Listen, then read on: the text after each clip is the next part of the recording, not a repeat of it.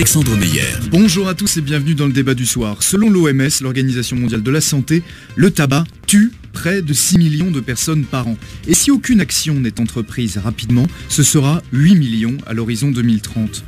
Face à cela, un véritable phénomène de société, la cigarette électronique, se voit accorder par de nombreux spécialistes une place de choix parmi les substituts nicotiniques permettant de contrer l'addiction au tabac. Mais vapoter est-il vraiment inoffensif ? Quels sont les risques de la vape au quotidien ? Que contiennent vraiment les liquides vaporisés par ces curieux calumets à pile ? 60 minutes pour y répondre dans le débat du soir. De nombreuses questions que je vais poser à mes invités pendant 1 heure. Et vous aussi, au 01 56 56 44 00. Si vous souhaitez participer à cette émission, posez vos questions à mes invités. Réagir aussi en direct à l'antenne, n'hésitez pas. Un seul numéro. Foncez le composé, Juliette attend vos appels au standard. Qui sont les acteurs de ce marché florissant qui touche aujourd'hui près de 2 millions de Français ? Eh bien, je vais demander à mes invités d'y répondre. Gérard Materne, qui sera avec nous par téléphone, pneumologue et tabacologue. Jacques Lewezek, consultant en santé publique et en dépendance tabagique. Et Brice Lepoutre, qui est avec moi autour de ce plateau, président de l'association EDUS, l'association indépendante des utilisateurs de cigarettes électroniques. Bonjour Brice Lepoutre. Bonsoir. Alors, les risques de la vape au quotidien, quels sont-ils ? On va commencer de plein pied par cette question. Les risques aujourd'hui de la vape, on a déjà beaucoup de recul. Il y a énormément d'études qui ont été faites sur le sujet et j'aime reprendre une phrase de Bertrand Dotzenberg au sujet des études d'aujourd'hui quand il dit qu'aujourd'hui, vaper pendant 1 an est moins dangereux que de fumer du tabac pendant une journée. Qui est-il, Bertrand Dotzenberg ? Bertrand Dotzenberg est un pneumologue, médecin reconnu dans la lutte contre le tabac et qui s'est subitement intéressé à la cigarette électronique. Il était ouvertement contre au début de la cigarette électronique. On combattait régulièrement contre lui et puis il a étudié le sujet et c'est devenu un sujet qui l'a passionné. Il l'a étudié énormément. Et aujourd'hui, il est également président de la commission AFNOR pour établir une norme sur la cigarette électronique. Et président de l'Office français de prévention du tabagisme. 1 an de vapotage est moins dangereux qu'1 jour de tabac. Êtes-vous d'accord avec ça, Gérard Materne ? Bonsoir. Oui, bonsoir, oui, tout à fait. Tout à fait, parce que les différentes études, comme vient de le souligner Brice Lepoutre, aujourd'hui, que l'on trouve dans la littérature, démontrent bien que il y a une concentration de produits dits toxiques extrêmement faible, d'ailleurs pas plus que lorsque l'on respire un air dans lequel, une pièce dans laquelle se trouvent des meubles avec les cols et tous les produits que l'on trouve quotidiennement, eh bien, on n'inhale pas plus de produits toxiques que dans ces conditions-là.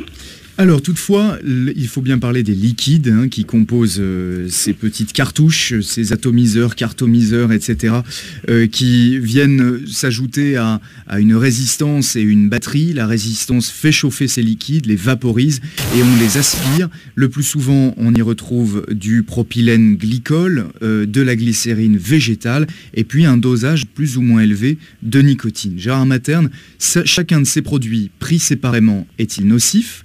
Et enfin, ensemble et vaporisés, quels peuvent être leurs dangers sur la santé ? Alors vous posez un ensemble de questions relativement complexes, mais sur lesquelles je vais pouvoir vous répondre rapidement. Il ne faut plus entendre nulle part qu'on ne sait pas ce qu'il y a dedans.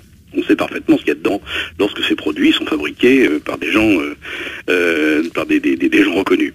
Eh bien, d'abord du propylène glycol, qui est un produit qui sert à vaporiser. Vous savez, lorsque vous avez un spectacle et qu'on fait de la fumée, entre guillemets, c'est de la vapeur produite par le propylène glycol. Lorsque chez votre pharmacien ou chez votre kinésithérapeute, on vous vaporise des huiles essentielles, c'est du propylène glycol.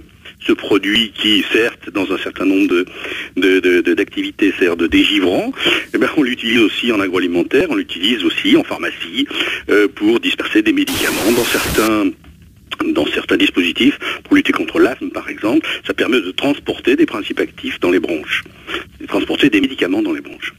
Propylène glycol, glycérine végétale, oui. Glycérol, c'est un produit qu'on utilise aussi pour faciliter cette vaporisation, et la proportion entre le propylène et le glycérol peut varier, on pourra en parler après. Oui. Ensuite, on a des arômes alimentaires. C'est là-dessus qu'on aurait un peu plus de questions, quoique les fabricants sont de plus en plus précis, de plus en plus à la recherche des effets secondaires éventuels de ces produits, qui sont à des doses extrêmement faibles, mais qui donnent un arôme Et on en a à peu près 1 millier ou 1500 d'arômes qui existent dans la nature. Ce sont des produits alimentaires, le plus souvent. Alors bien sûr, d'habitude on les avale et on ne les inhale pas. Alors, c'est un faux problème parce que en aromathérapie, par exemple, lorsque on vous dispense des huiles essentielles, eh bien, c'est exactement le même dispositif. Ensuite, il peut y avoir 2% d'alcool ou moins. Ça, c'est un petit problème qu'on peut lever, c'est pas grave. Et enfin, de la nicotine, évidemment, et heureusement. Parce que cette nicotine va nous permettre de compenser la demande du cerveau en nicotine lorsqu'on est accro à ce produit-là. Et la concentration de nicotine est variable selon le degré de dépendance que l'on a. Et pour ajouter à ce que dit Gérard, la nicotine est également importante pour créer ce qu'on appelle le hit, c'est-à-dire la sensation de cassage dans la gorge. Quand le fumeur de tabac inhale la fumée, il a une sensation de compression de la gorge. C'est la nicotine qui le produit. Et aujourd'hui, quand on vape de la nicotine dans une cigarette électronique, la gorge est contractée de la même manière et ça a permis d'ailleurs de faire de nombreuses découvertes là-dessus. C'est qu'on pensait qu'on était seulement accro à la nicotine, d'où les patchs, les gommes, etc. Et on s'est aperçu que le fumeur de tabac était également dépendant et surtout dépendant à la sensation que lui procurait la nicotine. Absolument. À cette sensation de cassage de gorge qu'il apprécie tant, qui lui procure ce plaisir. Et de satisfaction qui est certainement plus rapide avec un vaporisateur, c'est-à-dire une nicotine qui passe à travers les bronches via le cœur jusqu'au cerveau, de la même manière qu'avec une cigarette, et ce n'est pas le cas des substituts nicotiniques habituels comme les gommes ou les patchs.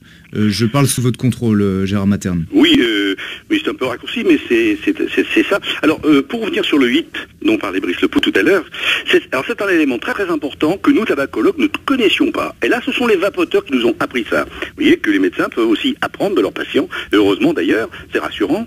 Mais cette notion de HIT, de contraction de la gorge, que les Anglais appellent le HIT, on n'avait pas assez mesuré. Et c'est un point extrêmement important dans le passage de la cigarette tabac à la cigarette électronique. Ce point est très important. Et la plupart des patients nous disent bien que lorsqu'ils ont retrouvé cette impression, et lorsque la concentration en nicotine est bonne, eh bien à ce moment-là, on peut passer complètement du tabac à la cigarette électronique en abandonnant totalement ce que les vapoteurs appellent la tueuse, c'est-à-dire la cigarette qui, comme vous l'avez dit tout à l'heure, tue quand même pas loin de 73 000 Français par an. Allez, je vais présenter mon troisième invité parce que je l'ai laissé trop longtemps patienter au téléphone. Il s'agit de Jacques Lewezek. Il est consultant en santé publique et en dépendance tabagique, membre de l'équipe de recherche d'addictologie de l'unité INSERM et professeur honoraire à l'United Kingdom Center for Tobacco Control Studies de l'université de Nottingham. Bonsoir Jacques Lewezek, merci d'être avec nous. Quelle est l'innocuité à long terme des cigarettes électroniques ? Est-ce qu'on la connaît ? Bonsoir. L'innocuité à long terme, on ne la connaîtra que dans 10, 20 ou 30 ans. Ça, c'est quelque chose de certain et on ne peut rien faire avant d'accumuler ces données-là. Par contre, on sait très bien que, comme l'a dit Gérard Materne, ce qu'il y a dans les émissions de vapeur d'e-cigarette ne représente pas une toxicité très grande et considérablement moins grande, bien évidemment, que la fumée de tabac. Il n'y a rien de pire que d'inhaler une fumée, quelle qu'elle soit. Oui. Tout végétal qui est brûlé produit des goudrons, du monoxyde de carbone, exactement la même chose. Et l'inhalation de nicotine à long terme, l'utilisation de nicotine à long terme ne pose pas de problème sérieux de santé. La nicotine n'est pas le problème dans le tabagisme. La nicotine est plutôt, comme l'a dit Gérard, une solution pour le fumeur, parce qu'il a besoin d'avoir une dose suffisante de nicotine. Oui. Les effets de la nicotine à long terme sont quasi négligeables. Pourtant, la nicotine, j'aimerais qu'on termine sur la nicotine et puis on réabordera de nombreuses données par ailleurs. Pendant 60 minutes, on va vous parler de la cigarette électronique, on parlera des vapoteurs ou des vapeurs, ceux qui s'y adonnent, ils sont près de 2 millions de Français, d'un marché aussi. On parle de la fin d'un Eldorado pour les vendeurs, c'était un business à la mode et semblerait-il il se ralentit. On parlera de la pression des lobbies du tabac, des grandes manufactures de cigarettes, avec mes invités, Gérard Materne, dont je rappelle le titre de l'ouvrage dont il est co-auteur, La vérité sur la cigarette électronique, ainsi que Brice Lepoutre, président de l'association des utilisateurs de cigarettes électroniques, l'EDUS, et Jacques Lewezek, consultant en santé publique et en dépendance tabagique. Brice Lepoutre. Non, juste pour conclure sur la nicotine, allons-y. Il faut arrêter de diaboliser la nicotine. On entend partout dans les médias, la nicotine. La nicotine, comme disait Jacques Le Wezek, ce n'est pas ce qui tue dans le tabac. La nicotine apporte juste le plaisir et le problème... La satisfaction du cerveau, plutôt. La satisfaction, tout à fait, du cerveau. Et le problème qu'il peut y avoir pour des gens qui veulent se mettre au vapotage et le risque de rechute rapide parce qu'on leur fait tellement peur avec la nicotine qu'il faut vite qu'ils baissent le taux de nicotine. Il faut arriver en un mois à 0 nicotine. Là, on parle du nombre de milligrammes de nicotine dans les liquides. Dans les liquides, tout à fait. Il n'y a pas d'urgence à baisser le taux de nicotine. La nicotine, c'est pas elle qui est dangereuse pour la santé. Donc, l'important, c'est de ne pas retomber dans le tabac. Il faut que les gens diminuent à leur rythme et surtout pas qu'ils se mettent la pression parce que la nicotine est un fantasme de danger. Gérard Mattern, vous êtes d'accord avec ça? Pourtant, la nicotine, et je crois que c'est marqué sur les petites fioles de ces liquides, n'est pas forcément recommandée pour les vapoteurs qui auraient une condition cardiaque particulière. Non, pas du tout. Ça, c'est un fantasme dont parlait Brice tout à l'heure avec justesse. C'est-à-dire que la nicotine, il y a des gens qui mangent la nicotine avec des comprimés, par leurs comprimés, pendant des années, et nous n'avons rien à redire, puisque notre ennemi, c'est la fumée de tabac. La nicotine là-dedans n'intervient que comme le support qui va nous rendre accro. C'est tout. La nicotine ne tue pas aux doses où on l'absorbe habituellement avec tous les moyens que l'on a aujourd'hui, la cigarette, les substituts, etc. La nicotine n'est pas toxique. Elle n'est pas toxique pour le cerveau. Elle n'est pas toxique pour les organes, et elle peut être toxique lorsqu'elle est prise par la cigarette, parce qu'elle entre dans le cerveau très rapidement, en 8 secondes, avec la cigarette, et là, elle peut créer des petits inconvénients au niveau vasculaire, mais uniquement lorsqu'il y a des pics. Alors qu'avec la cigarette électronique, il n'y a pas de pic. Avec les substituts nicotiniques, il n'y a pas de pic. Donc la nicotine prise avec d'autres choses que la cigarette elle-même n'est absolument pas dangereuse. Et nous, on donne des substituts nicotiniques, par exemple, à des gens qui viennent de faire un infarctus, ils sont en réanimation, donc ils sont dans un état extrêmement précaire au niveau cardiaque. On donne des substituts parce qu'ils ont tellement envie de fumer, ces gens-là, qui feraient n'importe quoi pour prendre une cigarette, qui dans ce cas-là pourraient être dangereuses. Mais on leur donne des substituts en réanimation. Et si ça vaut la moindre once de dangerosité, vous pensez bien qu'on ne leur en donnerait pas. Jacques Le Wezek, est-ce que la nicotine, puisqu'on va continuer à combattre les idées reçues, est-ce qu'elle permet d'améliorer la concentration, la mémoire? Est-ce qu'elle permet la libération d'adrénaline, par exemple? La nicotine, oui, permet d'augmenter les performances intellectuelles, ne serait-ce que par le fait qu'elle procure du plaisir et que quand on a du plaisir, on fonctionne mieux que quand on est déprimé. Par ailleurs, elle agit sur énormément de parties du cerveau et elle interagit avec toute la neurotransmission, toute la chimie du cerveau. Et c'est un facteur très important. Et d'ailleurs, la nicotine pourrait avoir des effets bénéfiques dans certaines maladies neurodégénératives comme le Parkinson par exemple. Et il y a malheureusement pas suffisamment d'études, mais il y a quelques pistes qui vont dans ce sens-là. Je regrette qu'il n'en ait pas plus d'ailleurs. Je voudrais juste revenir sur le point de la toxicité, parce que le point de la toxicité, il est constamment surévalué, parce que depuis à peu près 150 ans, on se base sur une donnée qui a été publiée dans des vieux grimoires allemands de médecine, qui a déterminé que la dose létale de nicotine était entre 30 et 60 mg de nicotine. Or, un toxicologue autrichien l'an dernier a fait une publication qui a remis les pendules à l'heure et qui a clairement montré que la dose létale est probablement au moins 20 fois supérieure. Et donc il faut, comme disait Brice Lepoutre tout à l'heure, il faut dédiaboliser la nicotine, parce que la nicotine n'est pas si dangereuse que ça. Et pour revenir sur les précautions qu'il y a marquées sur les fioles de liquide et la tête de mort, c'est justement une mauvaise interprétation de ces liquides. Il faut savoir qu'en France, les liquides sont dosés au maximum à 20 mg par millilitre, ce qui représente une dilution à 2%. Donc c'est vraiment une concentration très faible. Il n'y a donc aucun danger, même si on se répand quelques gouttes de liquide sur les doigts. C'est plutôt désagréable parce que c'est le mélange propylène glycol et glycérol est un peu visqueux, donc il suffit de se laver les mains et c'est tout. Donc il faut vraiment arrêter de diaboliser la nicotine. Pas de risque donc de surdosage. Toutefois, Brice Lepoutre, il faut bien reconnaître que... Alors, si je peux rajouter quelque chose sur le surdosage, il n'y a aucun risque de surdosage chez un fumeur ou chez un vapoteur. Un fumeur sait exactement comment doser sa nicotine et il modifie sa façon de fumer pour avoir la dose dont il a besoin. Dès qu'il fume un peu trop, ça arrive quelquefois pour un fumeur en soirée, il commence à avoir des nausées, mal au crâne, et il arrête, il suspend sa consommation. Le vapoteur, il sait déjà tout ça, il sait très bien, et donc les risques de surdosage sont tout simplement inexistants.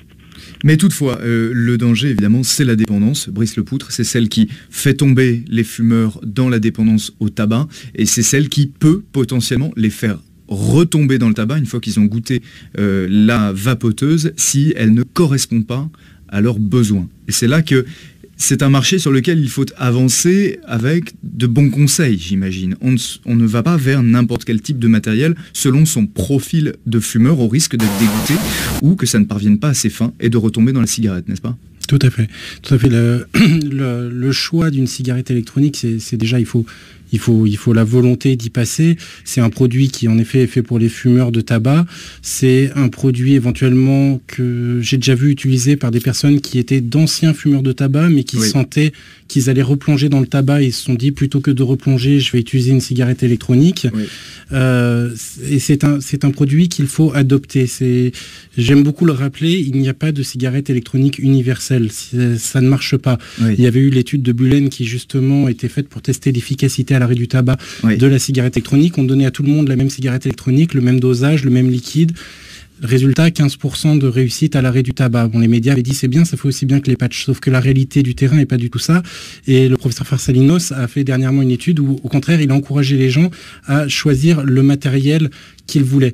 Il fallait rechercher quel était ce que j'aime appeler son Graal. Absolument. Au niveau cigarette électronique. Et là, on se retrouvait avec un chiffre, je crois, de mémoire de 70% de réussite à l'arrêt du tabac. D'accord. Donc il faut vraiment, c'est pas parce qu'une cigarette électronique ne vous a pas plu, si vous étiez un fumeur de tabac, vous vous êtes dit, tiens, je vais essayer d'arrêter avec une cigarette électronique, j'aime pas, je vais retourner au tabac. Il faut chercher quelle cigarette électronique correspond à ses besoins, à ses envies. Le docteur Farsalinos, c'est un peu l'avocat international de la cigarette électronique. Il est chercheur au centre de chirurgie cardiaque Onassis à Athènes et il a mené un certain nombre d'études sur ce sujet, c'est ça ? C'est lui qui aujourd'hui a mené le plus grand nombre d'études sur le sujet. Il l'a trouvé rapidement fascinant. Il a vu que c'était un sujet où on manquait d'études et c'est les premières études qu'il a menées l'ont surprise. Il avait mené des études justement sur le cœur parce qu'on pensait que la nicotine accélérait le rythme cardiaque. Absolument. Et il s'est aperçu qu'avec la cigarette électronique, non. Et ça l'a intrigué et de plus en plus, il a fait de nombreuses études et aujourd'hui, on lui doit de nombreuses études sur le sujet. Alors, la cigarette électronique, qu'en dit la loi, qu'en dit le législateur, la réglementation européenne ? J'aimerais qu'on en dise un mot parce que, Brice Lepoutre, vous parliez à l'instant du Graal que chaque fumeur qui souhaiterait arrêter le tabac doit pouvoir trouver pour passer de la dépendance à la cigarette à une consommation différente de la nicotine grâce à la cigarette électronique.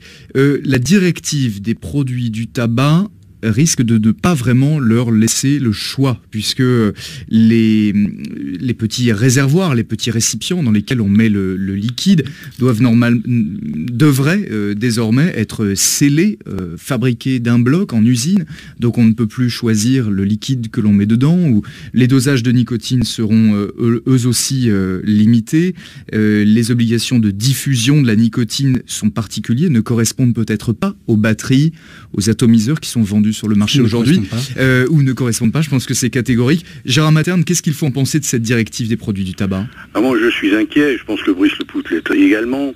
Et on a un lobbying à mener là-dessus. Et aussi, tout ce qui va éloigner les gens de la nicotine non dangereuse, c'est-à-dire la nicotine qui n'est pas dans la cigarette. Tout ce qui va éloigner les gens de ces dispositifs-là sera préjudiciable à la santé publique. Je pèse mes mots, il faut s'éloigner de la fumée de tabac. Si on réglemente trop, si on interdit trop autour de la cigarette électronique, on va rejeter les gens vers le tabac. Lorsque on interdit, par exemple dans une entreprise, à vapoter près de la machine à café, les vapoteurs vont descendre en bas de l'immeuble, vont retrouver leurs amis fumeurs et vont retomber dans le tabac inévitablement. Sachant les dégâts font le tabac, je dirais que mener des mesures de ce type-là, d'interdiction, de limitation à l'accès, etc., peut paraître un peu criminel. Parce que on va laisser les gens ou faciliter le retour des gens vers le tabac. Et ça, il ne faut absolument pas. Donc je crains beaucoup de ces mesures coercitives, de ces interdictions à répétition qui vont à l'encontre de la santé publique. Je le dis très clairement. Jacques Le Ouezec, on a l'impression, à la lecture de ce qui attend les vapoteurs, grâce à la directive des produits du tabac, de retrouver exactement les produits qui aujourd'hui font leur apparition chez les buralistes, des produits que l'on appelle des cigalikes, c'est-à-dire des cigarettes électroniques aux proportions qui ressemblent à une cigarette de tabac, à cartouche jetable, etc., mais qui sont surtout et par-dessus tout dessinées, produites, vendues par l'industrie du tabac. Qu'est-ce qu'il faut en penser ? Il faut en penser tout simplement que les lobbies du tabac ont été suffisamment forts et suffisamment puissants pour tenir la main des députés européens pour écrire la directive européenne, parce que si on prend la directive telle qu'elle est et qu'on l'applique telle qu'elle est, les seuls produits qui vont rester sur le marché après la mise en place de la directive, ce sont ces fameuses cigalikes, ces fausses clopes, comme je les appelle, qui ont été développé par l'industrie du tabac pour quelque part casser justement le marché de la cigarette électronique et en faisant en sorte que ces cigarettes ne soient pas efficaces et que justement ça leur permette de garder les fumeurs dans leur giron. Et c'est ça le problème. Et malheureusement, tant au niveau de la Commission européenne qu'au niveau de l'OMS, qu'au niveau même du gouvernement français, les scientifiques n'ont pas été écoutés. J'ai fait partie d'un groupe de scientifiques qui avons écrit à la Commission européenne et à l'OMS, avec le professeur Farsalinos, avec qui je réalise une étude en ce moment en France. Oui. Jamais nos commentaires et nos critiques n'ont été pris au sérieux. Et malheureusement, c'est exactement comme ce que l'on voit de temps en temps sortir en ce moment dans la presse, des études qui incriminent la cigarette électronique. Elles sont conduites par des gens qui ne connaissent pas le produit. Et de la même manière, les politiques ne connaissent pas le produit et ont écrit un texte, je l'ai encore relu cet après-midi, qui est totalement incompréhensible et donc inapplicable. Brice Lepoutre, je rappelle que l'on parle aujourd'hui de la cigarette électronique, elle est un peu au banc d'essai du débat du soir avec mes invités, Jacques Le Ouezec, Gérard Materne et vous, Brice Lepoutre, président de l'association EDUS, une association d'utilisateurs de la cigarette électronique. Comment vous voyez, de quel œil vous voyez l'arrivée chez les buralistes, un réseau énorme de ces cigalikes? Est-ce qu'ils sont un encouragement pour le fumeur du retrait du tabac ou... Non, pas du tout, parce que ces cigarettes électroniques qu'ils distribuent sont des cigarettes électroniques de première génération. C'est là-dessus que j'ai commencé à vapoter il y a 8 ans. Et à l'époque, il fallait en vouloir pour arrêter de fumer. Ça vous a aidé à arrêter quand même? J'ai arrêté de fumer à l'époque avec ça, mais il fallait être très motivé parce que les cartouches scellées, ça marche pas, ça ne diffuse pas assez de liquide sur l'atomiseur, donc c'est pas assez fort. Donc on démontait tout à l'époque, on pressait les bourres pour en extraire le liquide, pour essayer de les mettre directement sur la résistance. C'était énormément de bricolage. Et si on voulait les prendre telles quelles, et elles n'étaient pas scellées au point qu'elles le sont aujourd'hui, c'est des cigarettes électroniques complètement inefficaces. Et l'intérêt, comme le disait Jacques Le Ouezec, pour moi, est de dégoûter le fumeur de tabac qui voudrait passer à la cigarette électronique. Il se dit, tiens, c'est un prix d'appel en plus assez intéressant. C'est sur le comptoir, c'est à 9-10 euros, 20 euros peut-être pour les dernières sorties. On se dit, tiens, je vais essayer. C'est vraiment pas bon, je vais retourner à mon bon vieux tabac. Et alors, c'est peut-être pas là-dessus les buralistes qui sont en cause, mais l'industrie du tabac, elle, qu'est-ce qu'elle vend aujourd'hui? C'est de la fleur de tabac. Son fonds de commerce, c'est la fleur de tabac. Dans la cigarette électronique, il n'y a pas de fleur de tabac. Donc, ils ont tout intérêt à décrédibiliser la cigarette électronique pour pouvoir continuer leur commerce de fleurs de tabac. Est-ce que, Gérard Materne, cela peut devenir un encouragement à la double consommation, à devenir ce qu'on appelle un vapofumeur, une consommation en parallèle de la cigarette de tabac lorsqu'on est dehors, entre amis, en terrasse d'un café, et la consommation de ces substituts dans les lieux non fumeurs? Oui, hélas, oui, bien sûr. Moi, je partage complètement l'avis de mes deux collègues. L'industrie du tabac est très forte, a beaucoup de moyens, beaucoup d'argent, et peut se payer les plus grands spécialistes de marketing dans le monde. Donc, ils ont entrepris les bons moyens et peut-être mis les bons chèques au bon endroit. Mais à l'évidence, ils veulent absolument détourner le marché de la cigarette électronique à leur profit. Parce que pour la première fois, ils ont vu leur chiffre d'affaires global diminuer du fait de la cigarette électronique. Donc, les vapoteurs sont devenus leurs ennemis et il faut vite rapatrier ces troupes dans le rang des fumeurs. Est-ce que la stratégie, c'est de dégoûter les fumeurs, de les rendre addicts à ces seuls produits? Tout à fait. Lorsque vous employez un moyen pour vous arrêter de fumer et que ce moyen est mal utilisé, vous dites ça marche pas. Bien. Lorsque vous utilisez une cigarette électronique de première génération pour vous arrêter de fumer, que ça ne peut pas marcher, comme le disait vraiment bien Brice Le Pout tout à l'heure, ça peut pas marcher comme ça, eh bien on dit ça ne marche pas, ça ne fonctionne pas, et je retourne à mon tabac. Donc on est dans un problème là de lobbying, de bagarre, de lutte, de guerre, entre ces différents belligérants. Mais alors est-ce que quand même, Brice, Gérard Materne, pardon, est-ce que ça peut guider le fumeur vers des boutiques de vape en fait, et de matériel plus élaboré, justement? Je ne sais pas, mais je l'espère. Je l'espère. Vous parliez de la double pratique. Ces gens qui fument et qui vapotent. Il faut savoir que le tabagisme, même à 3 cigarettes par jour, est une pratique dangereuse. Parce qu'on multiplie par un facteur de 2 ou 3 le risque de faire des maladies respiratoires, de cancer du poumon et des maladies cardiovasculaires. Donc, moi, ce que je dis partout, quand j'ai l'occasion de le dire ou de l'écrire, il faut absolument substituer totalement le tabac par la cigarette électronique. Totalement. Mais à ce qu'on soit mono-actif sur la cigarette électronique. Parce que même le petit tabagisme est dangereux. Et on peut enfermer les gens dans une fausse sécurité. Donc on leur dit, vous en fumez que 3 par jour, c'est pas grave. Si. Il faut absolument qu'ils passent complètement à la vapeur. Et ces petits instruments dont vous parliez tout à l'heure vont les dissuader de quitter complètement le tabac. Et ces petits instruments, parce que Gérard Materne, on va marquer une très très courte pause, je sais que vous devez nous laisser en plus, est-ce que ces instruments peuvent provoquer l'entrée dans le tabac d'un public plus jeune, attiré par leur packaging? On va marquer une très très courte pause de quelques secondes, je vous rends la parole, on continue le débat dans un instant au sujet de la cigarette électronique. 01 56 56 44 00, à tout de suite. Le débat 01 56 56 44 00. Radio Notre-Dame a besoin de vous. Vous êtes nombreux à nous écouter et à nous soutenir. Mais savez-vous qu'il y a encore un pratiquant sur 2 qui ne nous connaît pas?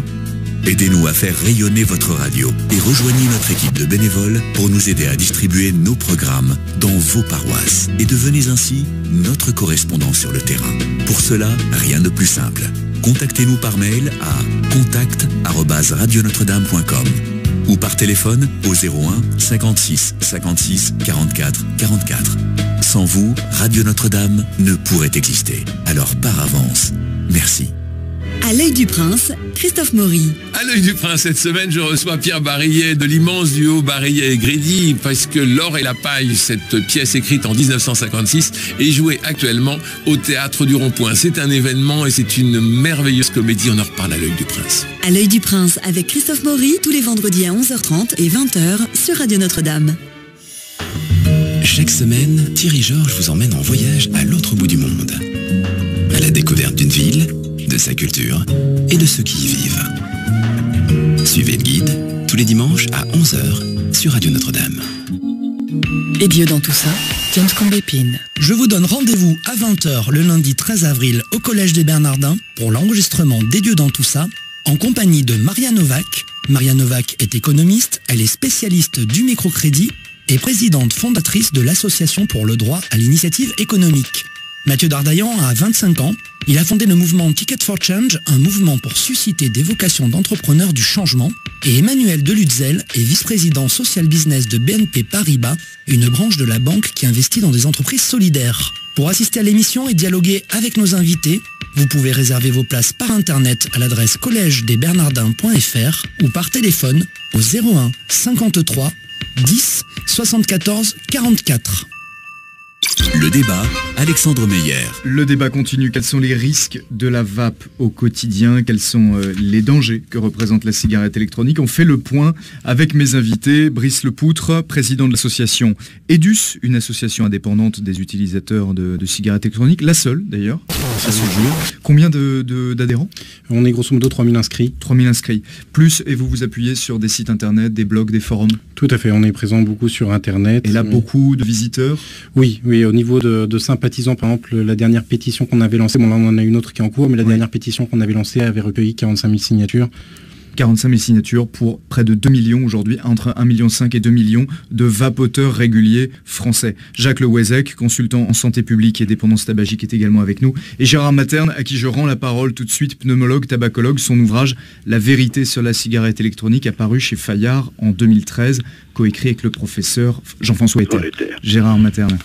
Oui, je voudrais insister sur quelque chose que vous avez évoqué tout à l'heure, c'est l'entrée dans le tabagisme des jeunes par la cigarette électronique. C'est un problème qui nous est avancé en permanence par certaines associations ou certains corps constitués. En fait, c'est un pur fantasme parce que toutes les études que l'on a actuellement à notre disposition, j'en ai vu une quinzaine, montrent strictement le contraire. C'est-à-dire que les jeunes n'ont pas rentré dans le tabagisme avec la cigarette électronique pour des tas de raisons. La première, c'est que la cinétique, c'est-à-dire la vitesse de pénétration de la nicotine dans le cerveau, n'est pas du tout la même. Deuxièmement, les jeunes ne sont pas intéressés par des choses qui ne sont pas interdites et pas dangereuses. Alors si on interdit la cigarette électronique, oui, ça risque peut-être de les exciter un peu, mais toutes les constatations qu'on a pu faire, les études qu'on a pu mener aux États-Unis, en Angleterre, etc., montrent le contraire. C'est-à-dire que les jeunes ne sont pas intéressés. Les seuls jeunes qui vapotent quotidiennement sont des jeunes qui sont passés du tabac à la cigarette électronique. Oui. Mais l'entrée dans le tabagisme jusque-là reste quand même de l'ordre du fantasme. Merci beaucoup d'avoir participé, Gérard Materne, à cette émission avec nous. Merci. Les jeunes ne risquent peut-être pas d'entrer dans le tabagisme, mais néanmoins, peut-être sont-ils désireux d'entrer dans cette grande communauté des vapoteurs sur lesquels vous vous êtes penchés. Juliette Loiseau, on parle de la cigarette électronique pour des raisons sanitaires, comme d'un moindre mal contre le fléau du tabac, mais plus qu'une alternative à la cigarette, la vape n'est-elle pas devenue un véritable phénomène culturel? Mais oui, parce qu'en quelques années, la vape est passée d'une pratique ridicule où l'on fumait à un barreau de chaise à une pratique emblématique du 21e siècle.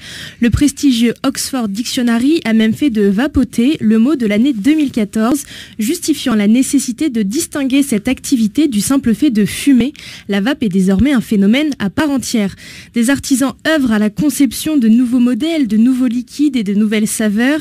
Des boutiques ont fleuri un peu partout avec des allures d'Apple Store, classe et high-tech. Les vapoteurs fonctionnent comme une véritable communauté. On discute avec les vendeurs, entre consommateurs, de nouveaux produits, de nouvelles batteries. On s'échange des conseils dans les boutiques ou dans les nombreux salons consacrés à la vape. Acheter sa cigarette électronique, c'est désormais plus hype que de passer au bureau de tabac. Les passionnés passent des heures à configurer leur engin, une batterie plutôt qu'une autre, cet atomiseur et pas un autre, comme certains le feraient avec une vieille bécane. Le monde du cinéma se laisse aussi séduire par le phénomène. Là où c'était cool de griller une cigarette, la vape l'est tout autant. Johnny Depp est le premier acteur à vapoter dans un film, The Tourist, en 2010.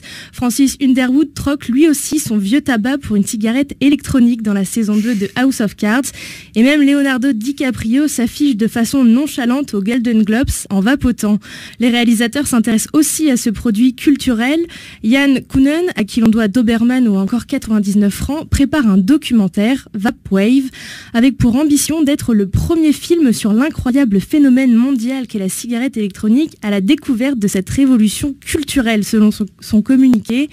Le phénomène se décline à l'infini, mais comme n'importe quel phénomène de mode, il a ses opposants et ses détracteurs. La marque à la pomme n'a jamais eu que des adeptes. Merci beaucoup Juliette. Qu'est-ce que vous en pensez, Brice Lepoutre, de cette communauté des vapeurs? Il faut quand même noter que si Francis Underwood, le président, enfin peut-être le deviendra-t-il, je ne trahirai pas le secret, comme il est méchant, il revient à la clope. Et il n'est pas le seul. On peut dire aussi que Yann Kounen est le premier cinéaste à s'être fait tirer le portrait par la célèbre compagnie au portrait noir et blanc avec une cigarette électronique. sais pas si vous étiez au courant. Tout à fait. Ouais. Tout à fait. J'ai rencontré Yann plusieurs fois justement au sujet de son futur projet qui va être très intéressant. Ça avance bien ? Ça avance bien. Bon. Qu'est-ce que vous en pensez de cette communauté des vapeurs ? Cette communauté des vapoteurs, elle est très importante. J'en suis moi-même issu parce que avant d'être président de l'AIDUS, je le suis toujours, fondateur et administrateur du plus gros forum de cigarettes électroniques, qui compte aujourd'hui 1 million de visiteurs par mois. C'est lequel ? Forum-e-cigarette.com. D'accord. Et AIDUS, justement, à l'origine, on l'a fondé avec l'autre administrateur de l'autre forum sur la cigarette électronique à l'époque. On n'était que 2, e-cigarettes publiques. Et donc, c'est important parce que c'est par le web que la cigarette électronique est arrivée, que les consommateurs se sont appropriés le produit parce que rien n'était fait pour qu'on se l'approprie. On lisait énormément de critiques, de la désinformation pullulait partout. On confondait le propylène glycol et l'éthylène glycol. L'éthylène glycol est toxique. Et c'est toute cette communauté qui a œuvré pour que aujourd'hui la cigarette électronique prenne son envol, devienne un matériel plus facile à utiliser, plus performant. C'était les utilisateurs eux-mêmes qui conseillaient les fabricants, les usines de fabrication jusqu'en Chine, pour leur dire quoi changer pour que ça soit plus efficace, pour que ça marche mieux. Donc c'est vraiment un produit que les utilisateurs et que la communauté d'utilisateurs s'est approprié à travers le web et on a fait qu'aujourd'hui 2 millions de personnes l'utilisent quotidiennement, alors qu'en 2008 on devait être 500 personnes à l'utiliser. Et ce qui est impressionnant, c'est le nombre de revues, de tests de matériel qui attire un nombre de spectateurs absolument impressionnant aux États-Unis, en Europe ou ailleurs, et la manière très rigoureuse avec laquelle les utilisateurs exigent, par exemple, d'une batterie, puisqu'il en faut une, qu'elle soit protégée, qu'elle soit électronique, qu'elle vous renseigne comme celle que vous avez, par exemple, sur le nombre de watts, l'autonomie, etc., ou que le matériel de ces cliromiseurs ou de ces tanks soit en acier. Ça, qu'est-ce que c'est ? De l'acier chirurgical, par exemple ? Il y a énormément de matières différentes qui sont utilisées. Après, c'est pareil, c'est selon les goûts de chacun. Mais du moins, chaque atomiseur a des composés différents qui varient en fonction des goûts, mais pour que tout le monde, justement, réussisse à trouver ses goûts. Mais c'est vrai que toute la sécurité et tout le produit est poussé par le consommateur. Parce que déjà, le vendeur y aperçoit son intérêt en se disant le produit sera plus performant, et surtout parce que si le produit ne devient plus intéressant pour le consommateur, il n'en vendra plus. Donc il est, par exemple, là sur ce modèle que je tiens, le constructeur a écouté les consommateurs, et par exemple si la batterie chauffe à plus de 70 degrés, elle estime qu'il y a un risque d'explosion, du moins le risque d'explosion est beaucoup au-delà, mais à 70 degrés c'est une bonne marge de manœuvre pour eux. Il y a un coupe-circuit qui fait qu'elle arrête de fonctionner. Donc plus de risque d'explosion, comme on l'avait vu une fois dans la presse, ça avait fait la une, dès qu'il arrive quelque chose sur la cigarette électronique, ça fait la une de la presse. La dame avait laissé sa batterie dans ses poches avec ses clés, comme toute pile, parce que c'est une vulgaire pile. Si les deux clés font plus et moins, ça fait un court-circuit et ça explose. À la différence des téléphones portables, par exemple, d'une certaine marque qu'on ne citera pas, qui eux n'ont pas ce système de verrouillage. Et aujourd'hui, vous parliez tout à l'heure des dernières études justement qui étaient faites pour faire le sensationnel, que d'ailleurs c'est très marrant là-dessus, je rebondis là-dessus. AIDUS a également une filiale en Belgique, et en Belgique nous avons un excusez-moi, communauté. Non, on a un comité déontologique de la presse, et AIDUS Belgique a porté devant le comité déontologique de la presse toutes ces dépêches qui ont été reprises. La cigarette électronique est plus dangereuse que le tabac, etc. Et les sociétés de presse qui avaient publié ces études ont été obligées de faire un démenti et de réexpliquer un peu tout parce qu'elles étaient complètement fausses. Mais donc pour éviter, je retourne à mon sujet, pour éviter justement cette surchauffe dans la cigarette électronique de demain, et quand je vous dis demain, c'est d'ici quelques semaines, quelques mois, le composé existe déjà, il y aura un système anti-mèche vide. C'est-à-dire que dès que l'atomiseur va trop chauffer, ça va pareil faire un coupe-circuit dans la batterie qui va arrêter d'alimenter. Parce que là, on tease effectivement de tout vapoteur, et je vais poser la question à Jacques Le Ouézac, et puis bien sûr lui demander sa réaction sur cette communauté des vapeurs. C'est le tirage à vide, c'est-à-dire que la mèche chauffe concentrez bien, sans liquide. C'est un faux problème. C'est un problème fait pour faire les gros titres sensationnalistes. Quand votre mèche est vide, vous le sentez, le goût est absolument dégueulasse, c'est un goût de brûlé. Je comparais, à l'époque on m'interviewait suite à cette étude, je comparais ça à un steak que vous auriez cuit dans votre poêle pendant 20 minutes, le gaz à fond. Il est immangeable et il est autant cancérigène. Mais c'est là la substance cancérogène, ou en tout cas potentiellement cancérogène de la cigarette électronique, elle est là, Jacques Le Ouezec. Oui, elle est là, mais quand elle est mal utilisée, effectivement. Il y a eu au mois de janvier une étude américaine qui a fait les gros titres en parlant de concentration de formaldéhyde très importante. Alors d'abord, premièrement, il faut savoir que dans le tabac, le formaldéhyde c'est un seul des toxiques et qu'il y a plus de 70 cancérigènes dans la fumée de tabac. Donc c'est très difficile de résumer l'effet cancérigène à une substance. Et par ailleurs, il a été démontré par justement le docteur Farsalinos, qui m'a permis de présenter ces tout derniers résultats qui ne sont pas encore sortis comme publication, mais j'ai eu l'occasion de les présenter à Londres la semaine dernière, où il a repris l'étude américaine en démontrant tout d'abord avec deux systèmes, un qui était bien alimenté en liquide et un plus pauvrement alimenté en liquide, que des vapoteurs eux-mêmes étaient capables de détecter ce qu'on appelle l'effet de dry puff en anglais, de bouffée sèche, de bouffée qui effectivement produit des substances toxiques, dont surtout la chroléine, c'est celle-ci qui est détectée en premier par le vapoteur, et tout vapoteur sait, et ça lui arrive de temps en temps, et il n'inhale jamais ça. Il a bien clairement démontré qu'en conditions d'utilisation normale, ce phénomène n'arrive pas. Et par ailleurs, cette pseudo-étude, parce qu'en plus ce n'était même pas une étude mais simplement une lettre dans un journal médical prestigieux, sans beaucoup de détails sur la méthodologie, il a clairement démontré que cette étude était fausse, et que par ailleurs cette étude s'est permis de faire des calculs de risque de cancer suite à ces données, en imaginant qu'un vapoteur allait inhaler ce type de vapeur toute la journée, ce qui est totalement aberrant. Ce qui prouve encore une fois que beaucoup de scientifiques font des études sans connaître le produit. Oui. Que penser alors, pour être très clair, puisqu'il y a encore des pays qui l'interdisent formellement, la cigarette électronique, dont Israël, que le professeur directeur des services de la santé publique de l'État hébreu, Itamar Grotto, puisse estimer qu'elle représente, la cigarette électronique, un véritable danger? Bien parce que beaucoup de ces gens écoutent aussi l'OMS, qui a pris une position totalement aberrante sur ce phénomène. On parlait tout à l'heure du lobby du tabac, mais il faut savoir qu'il y a d'autres lobbies qui sont derrière et qui ne veulent pas de la cigarette électronique. Il y a tout simplement, il y a aussi l'industrie pharmaceutique qu'on n'a pas cité tout à l'heure, qui a voulu en faire un médicament à Bruxelles au niveau de la Commission européenne, ce qui a été rejeté par les parlementaires. Un médicament, à savoir que pour la mise sur le marché, il fallait un certain nombre d'études, une durée, etc. Tout à fait, et c'est pas seulement ça, c'est qu'une fois que vous avez une autorisation sur le marché, votre produit il évolue plus, parce que ça coûte cher de redéposer une nouvelle demande. Donc ça fige l'évolution. Or la cigarette électronique, elle évolue toutes les semaines, tous les mois. Alors pourquoi? Parce que la diversité. Le fait de la transformer en médicament serait qu'on serait limité à 4-5 arômes. Par ailleurs, il n'y a pas seulement l'industrie pharmaceutique, il y a aussi les gouvernements qui sont dépendants des taxes qu'ils perçoivent sur le tabac. Donc, et on sait très bien en France les liens existants entre Bercy et l'industrie du tabac. Mais taxes sur l'industrie du tabac qui servent à financer les soins, la santé, les coûts de la santé liés aux dégâts causés par le tabac. On pourrait imaginer que la sortie d'un plus grand nombre de gens du tabac donnerait l'envie au gouvernement de ne pas, surtout pas taxer ces produits.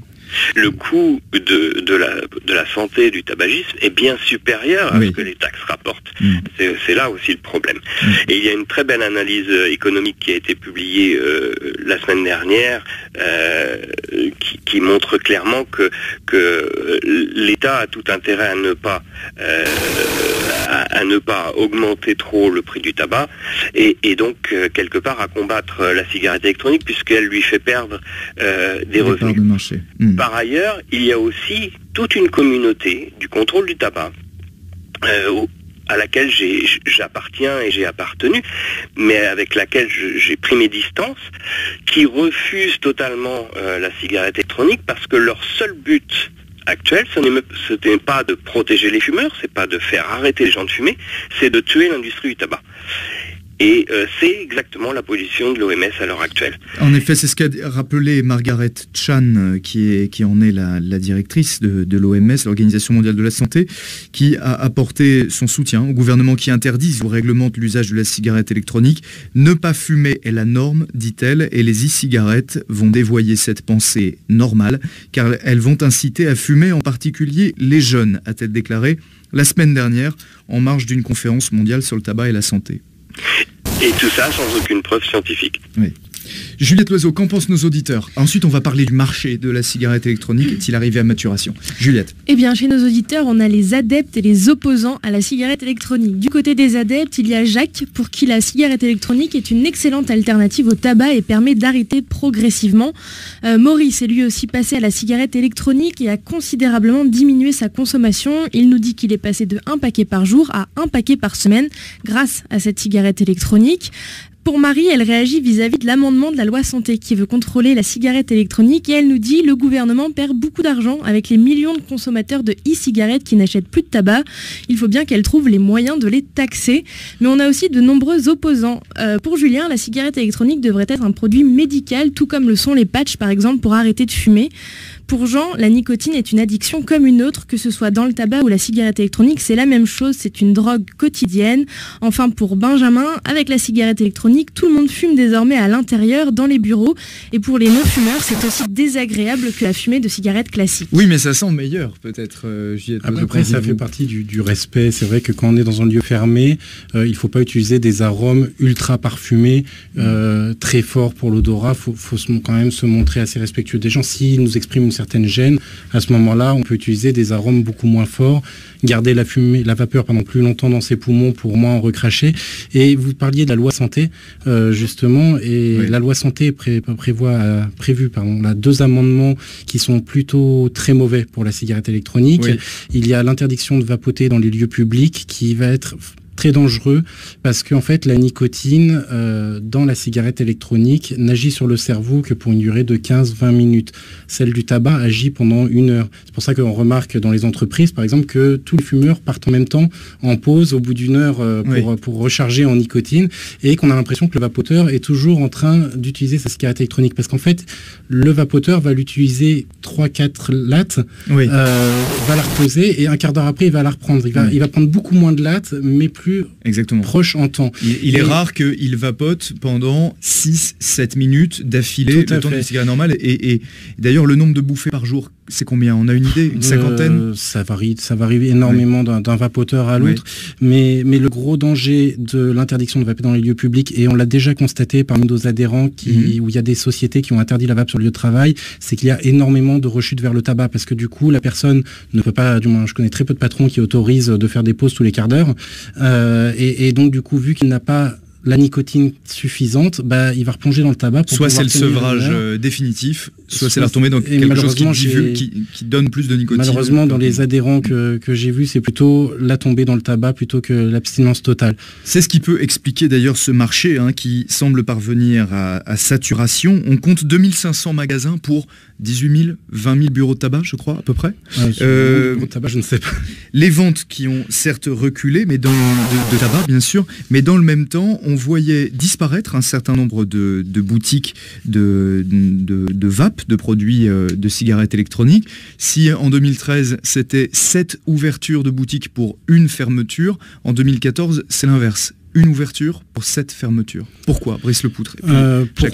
Pourquoi il y a plusieurs raisons à cela. Il y a déjà il y a beaucoup de gens qui sont lancés dans le marché en voyant une bonne opportunité de faire des bonnes marges et qui n'y connaissaient rien aux produits et qui se sont vite aperçus qu'il y avait personne qui venait chez eux parce qu'ils n'étaient pas capables de bien conseiller les vapoteurs, d'avoir le matériel adéquat aux besoins des vapoteurs et il y a aussi qu'on est actuellement dans une période de peur.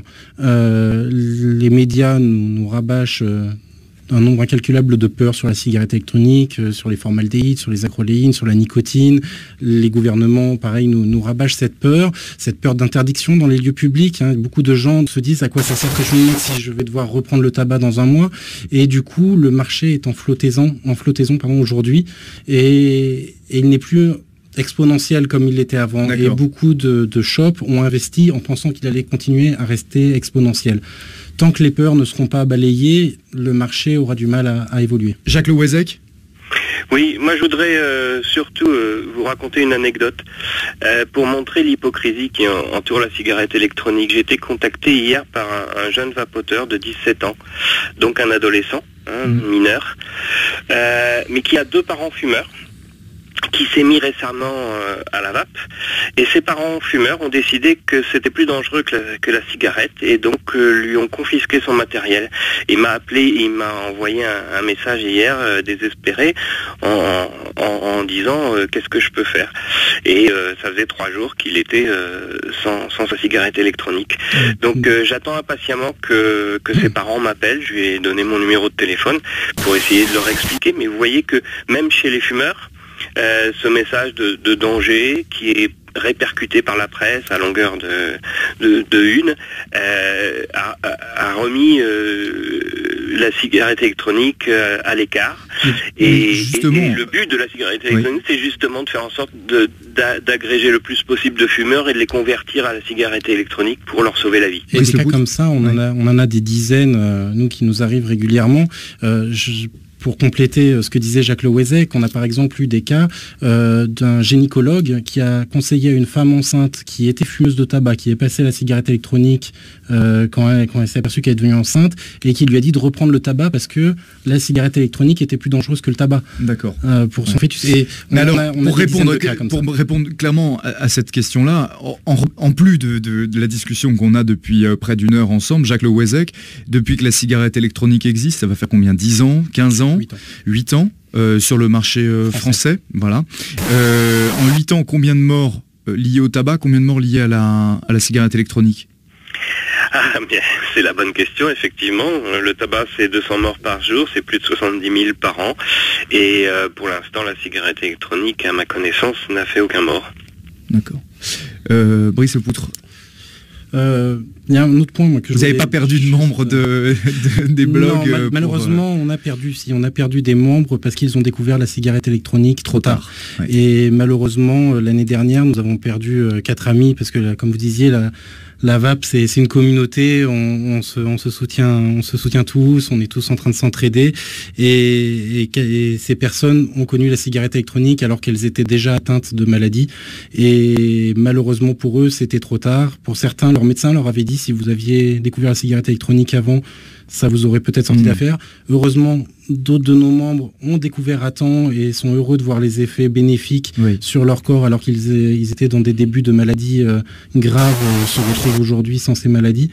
Mais oui, la vape aujourd'hui, c'est 0 mort de la vape. Avant que l'on parle de ce que coûte la vape, pour répondre à l'une des questions des auditeurs, Juliette, la nocivité, plutôt les bienfaits sur la vie quotidienne par rapport au tabac, Jacques Le Ouezec, au niveau du souffle par exemple, au niveau de la peau, de tous les désagréments que pouvait causer la cigarette. Qu'en est-il avec ces vaporisateurs? Qu'en est-il avec le e-liquide, comme on l'appelle? C'est exactement la même chose que lorsqu'on arrête de fumer du jour au lendemain, puisque la substance toxique, c'est la fumée inhalée, c'est le monoxyde de carbone, c'est des gaz irritants, tout ça. Donc plus d'effet sur le système cardiovasculaire, plus d'effet sur le système pulmonaire. On retrouve très vite le goût et l'odorat, et c'est bien pour ça qu'il y a une myriade d'arômes dans les liquides, parce que c'est un moyen d'entretenir le plaisir du vapoteur. Il découvre un nouveau plaisir. Oui. En plus d'avoir sa dose de nicotine, il se rend compte qu'il peut l'avoir avec des goûts différents, changer de goût au cours de la journée. Donc c'est extraordinaire. Au passage, puisqu'on parle des arômes, Brice Lepoutre, je me suis rendu compte en regardant les notices de la plupart des fabricants que c'était les mêmes que l'on retrouvait sur les paquets de gâteaux, y compris dans certains magasins, les vaporisateurs d'odeur à l'entrée des boulangeries. C'est exactement ce qu'on met dans les liquides. Ce sont des arômes alimentaires vapoteurs, oui, qui sont des plus classiques, qui sont un peu plus complexifiés parce qu'aujourd'hui, le vapoteur recherche ce qu'on appelle un peu du high-end, c'est-à-dire vraiment du haut level. Le vapoteur ne veut plus se contenter d'une fraise. Il veut un mélange de saveurs. Il veut que dans sa bouche, c'est comme on parle de vapologie. C'est parce qu'en fait, ça se compare à l'onologie. Il veut d'abord avoir un goût de fraise, après de vanille, après il veut ce qu'on appelle les produits gourmands. C'est ça. Voilà, mais c'est pareil pour les arômes tabac ou pour les arômes mentholés. Il veut vraiment quelque chose qui lui fasse des sensations différentes dans le palais et qui soit vraiment très très agréable. Donc c'est un mélange d'arômes. Mais c'est pas donné et c'est à se demander si ces produits-là ne sont pas taxés. Juliette. Oui, c'était la question de Marie. Elle nous disait le gouvernement perd beaucoup d'argent avec les millions de consommateurs de e-cigarettes qui quittent le tabac et qui donc ne participent plus à la taxe sur le tabac. Et elle nous disait il va bien falloir que le gouvernement trouve un moyen de taxer ces e-cigarettes. On veut dire surtout pas, pourvu qu'il trouve de l'argent ailleurs. Mais comment se fait-il que 5, 10, 20 millilitres de ces liquides qui donc sont consommés en quelques jours, une semaine peut-être, coûte si cher? Ça va jusqu'à une bonne question. 20, 30 euros parfois. Il y a la recherche et le développement, c'est vrai, qui fait cela, mais la matière première ne justifie absolument pas ces prix. Pour vous illustrer, personnellement, je m'approvisionne dans le commerce, comme tout le monde, et je vape pour 30 euros par an. J'achète mon liquide en base neutre au litre, et je rajoute juste des arômes. Que j'achète à part et ça me revient 30 euros par an. Les arômes, vous les achetez où? Sur différents sites internet, ça se trouve aussi en boutique physique, mais c'est vrai que le prix du liquide tout fait en 10 millilitres, on le compare souvent dans la communauté des vapoteurs en rigolant, c'est plus cher aujourd'hui qu'un litre de liquide tout fait, c'est plus cher qu'un litre de Chanel numéro 5 par exemple. On est vraiment sur un produit où on se dit waouh, au litre ça revient super cher. Vous parliez d'œnologie, un bon liquide développé par des grandes maisons, c'est le prix d'une bouteille de vin, d'une bonne bouteille de vin quand même. C'est le prix d'une bonne bouteille de vin, c'est tout à fait cela. Jacques Le Ouezec, qu'est-ce qu'il faut en penser? Je pense que ça pourra aussi s'atténuer avec l'augmentation du nombre de vapoteurs. Je pense que plus il y en aura, plus on arrivera à convaincre de fumeurs de passer, plus il y aura de compétition entre les différents acteurs, les différents fabricants, et ça sera bénéfique pour tout le monde. Je rappelle tout de même que la vape revient beaucoup moins cher que le tabac. Et que le critère numéro 1 pour arrêter de fumer, chez les vapoteurs en tout cas, c'est l'économie d'argent. Et l'on se débarrasse de cette épée de Damoclès suspendue au-dessus de la tête du fumeur de tabac. Vous serez d'accord avec moi, Jacques Le Ouezec? Tout à fait. À découvrir ces petits cahiers que vous produisez, l'Edus, Brice Lepoutre. Il paraît que ce sont les idées reçues sur la cigarette électronique disponibles gratuitement sur votre site internet edus.fr. Merci à tous les deux. Merci Brice Lepoutre. Merci Jacques Le Ouezec, dont on recommande le site www.treattobacco.net.